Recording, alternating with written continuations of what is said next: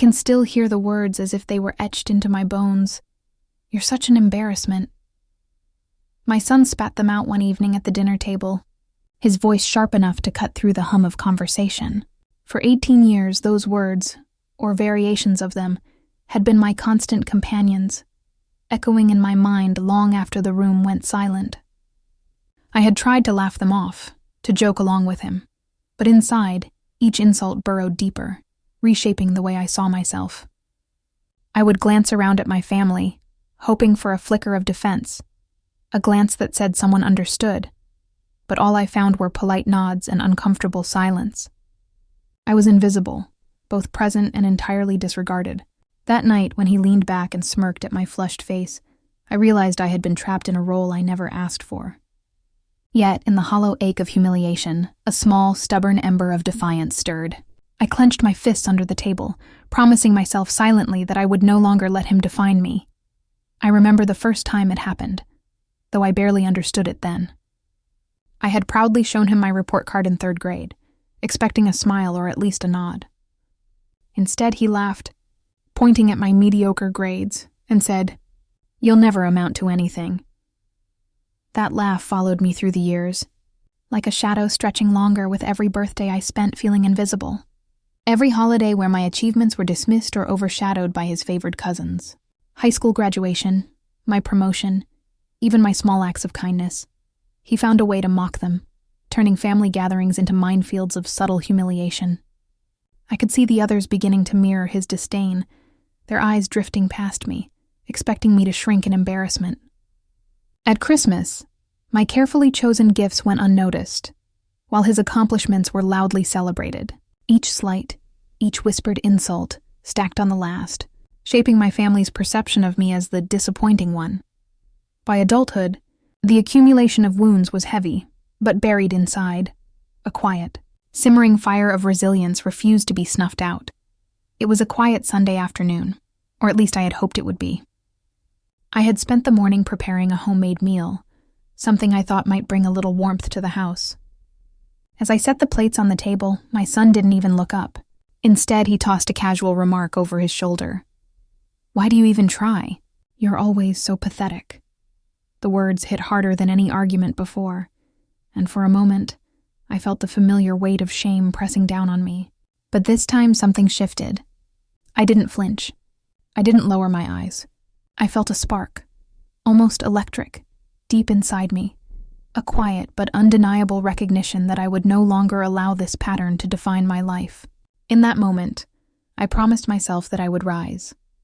Not just for pride, but for the respect and dignity I had been denied for nearly 2 decades. I started thinking about my business, the one I had quietly nurtured in the background while enduring constant ridicule, and I realized it could become my path to reclaim power. The idea settled in my mind like a seed, growing rapidly, fueled by the years of hurt and the clarity of my newfound determination. While everyone in my family saw me as fragile and ineffectual, they had no idea that I had been building something quietly, meticulously over the years. My business wasn't flashy. It wasn't meant for show. It existed in the hours before dawn and the late nights when the house was silent, a reflection of my determination and intelligence that no one had bothered to notice.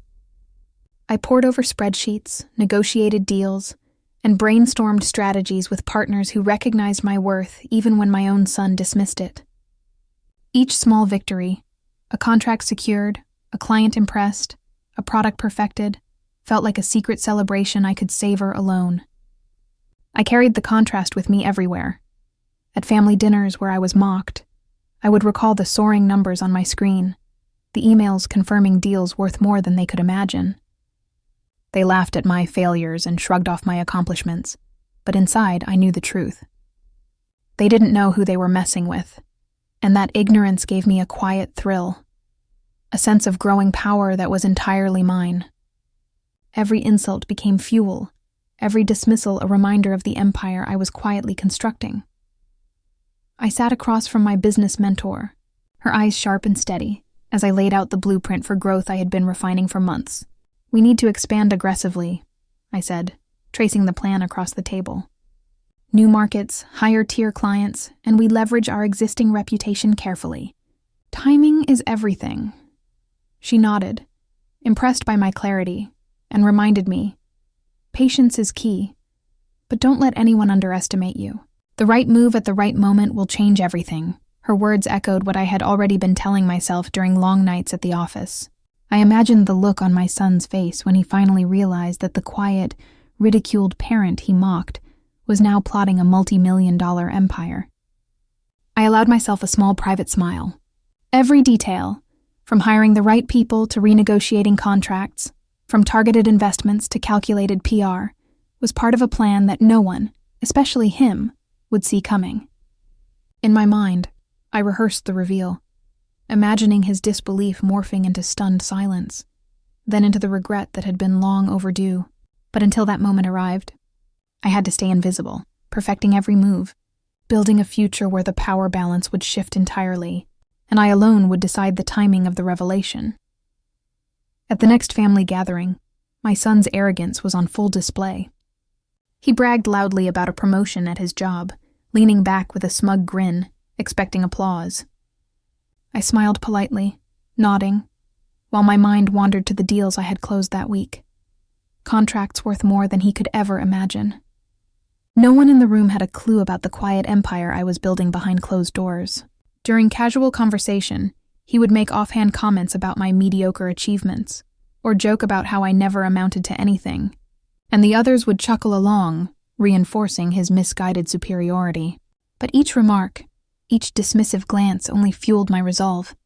I had spent years being invisible, and yet, in my silence I had grown stronger, smarter, more capable.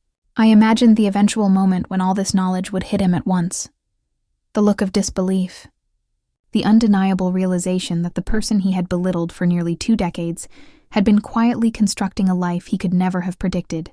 Until then, I stayed calm, letting the contrast between his arrogance and my hidden power accumulate like interest, a slow-burning anticipation of the day the balance would finally shift.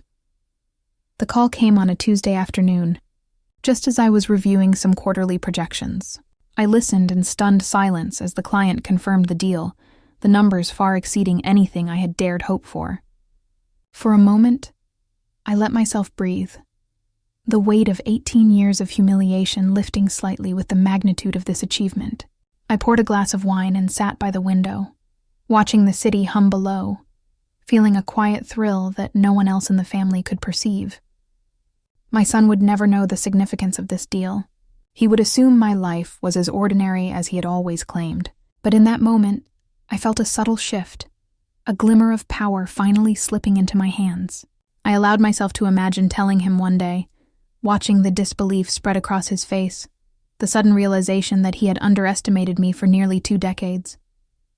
Tonight, though, it was just me, the numbers on the screen, and the silent satisfaction that my work was finally yielding fruit, planting the first seed of inevitable reversal. The final weeks of negotiations felt like a tightrope stretched over years of anticipation and careful planning. Every call with lawyers, every meeting with potential buyers, was a test of patience and precision. I found myself staring at the spreadsheets late at night, imagining the moment I would finally share the news with my son. The disbelief etched on his face, the words caught in his throat, the silence where once there had been mockery. But I didn't rush it. Timing was everything. The legal hurdles were painstaking. Contracts required meticulous review, and small setbacks threatened to unravel months of careful work. Each obstacle heightened my pulse, forcing me to navigate a maze of financial intricacies I had mastered quietly over the years. Yet, amid the tension, I felt a growing thrill. They had no idea what I was about to unleash, no clue that the parent they had dismissed was about to wield a power they couldn't even imagine. Every obstacle overcome felt like proof that I was ready, that the revelation would come at precisely the right moment, and when it did, it would leave a mark that 18 years of ridicule could never erase. I invited my son over under the guise of a casual lunch, just the 2 of us. As we sat across from each other, I watched him scroll mindlessly on his phone, unaware of the storm about to hit. I leaned back, letting the words settle in my mind before I spoke. "I sold the company," I said quietly, letting the weight of each syllable hang in the air. He looked up, his eyes narrowing. Wait, What? His voice cracked slightly, disbelief lacing every syllable. I allowed a small, controlled smile. You heard me. $73 million. The company you said I would never make anything of. It's sold. He blinked rapidly, trying to process, muttering, You sold it? I nodded, calm, almost serene. Around us, a few family friends who had joined for lunch perked up, catching the tension, whispers spreading like wildfire. The color drained from his face, and for the first time, I saw his own embarrassment mirrored back at him. The shock, the humility forced upon him by the very person he had spent years mocking. His arrogance faltered, swallowed by the truth he had refused to see for nearly 2 decades. I leaned back in my chair, letting the silence stretch just long enough for the weight of the moment to settle. My son's face was pale, his usual bravado stripped away by the revelation he couldn't deny. Do you understand now? I asked quietly, each word deliberate, calm, measured.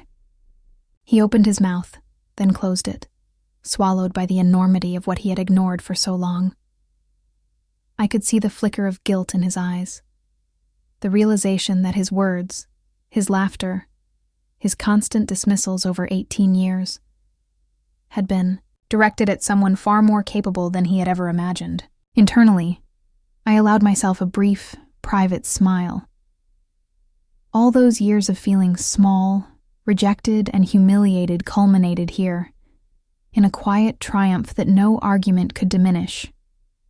I thought of every insult, every ignored achievement, every holiday, where my efforts were laughed off, and let the contrast frame the moment fully. The powerless child of ridicule had become a master of his own destiny, and the arrogant son, who had once wielded words like weapons, now faced the undeniable truth of my strength. This confrontation was not about revenge alone. It was about claiming dignity, asserting the worth that had been denied, and letting the moral clarity of my journey shine in his stunned silence. Within days, the news of the sale spread quietly at first, then like wildfire. Friends I had long worked alongside sent messages of congratulations, some sharing stories of my resilience and skill. Even distant family members who had never noticed my achievements reached out, stunned by the magnitude of what I had accomplished. Social media picked up the story, celebrating my strategic brilliance, my ability to build something enduring from nothing. I watched as the comments rolled in, praise, admiration, even envy.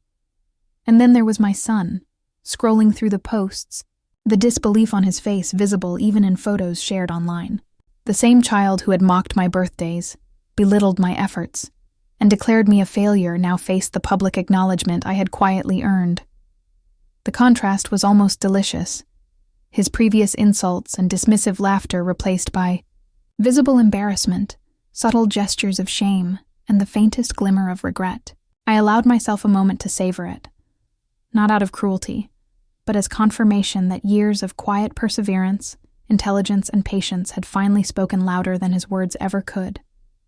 Sitting alone in my favorite chair, I let the silence wash over me, finally allowing the weight of everything to settle. Empowerment coursed through me like electricity, a sharp contrast to the years of heaviness I had carried under my son's constant ridicule. I thought back to birthday mornings when my accomplishments went unnoticed, holiday dinners where his laughter had overshadowed any effort I made, the endless stream of verbal jabs that had left me doubting myself. Each memory stung, yet now it fueled a sense of triumph I had never known could feel so sweet. Relief mingled with a quiet sorrow for the years lost, for moments I had wished I could reclaim. But the clarity of my growth softened the ache. I imagined the possibility of setting new boundaries with my son, or even offering a cautious path to reconciliation, but only on terms that preserved my dignity. Flashbacks of earlier struggles reminded me how far I had come, and I realized that the true victory wasn't just financial, it was emotional. I had reclaimed myself, and that, above all else, was irreversible. I sit quietly, thinking about everything that brought me here, the long nights of doubt, and the endless years of feeling unseen. Resilience isn't built in comfort. It grows from enduring the voices that tell you you're not enough.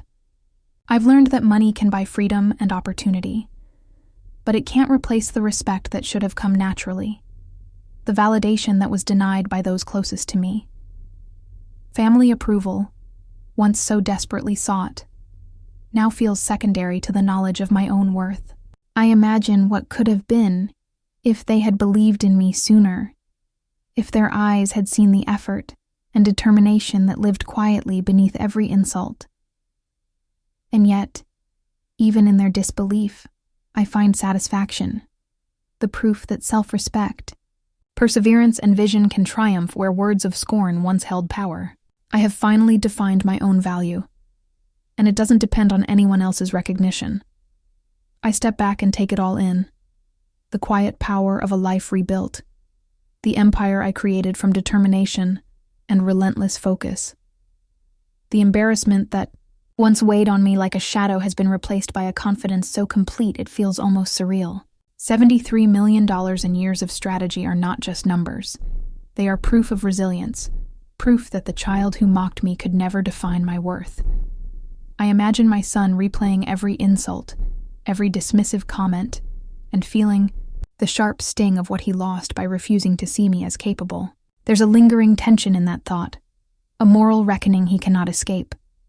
I feel vindicated, not through revenge alone, but through the undeniable demonstration that respect, perseverance, and quiet strength can rewrite any narrative. As I look ahead, I know the arc is complete.